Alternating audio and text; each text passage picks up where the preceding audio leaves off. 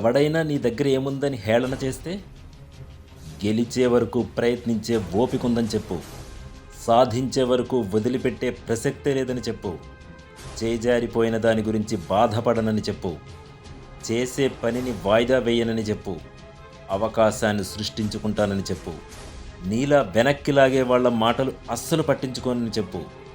ఎప్పుడు పక్కోడి పనిలో వేలు పెట్టనని కూడా చెప్పు. ఎవడు పని వాడు చూసుకుంటే మంచిదని చెప్పు.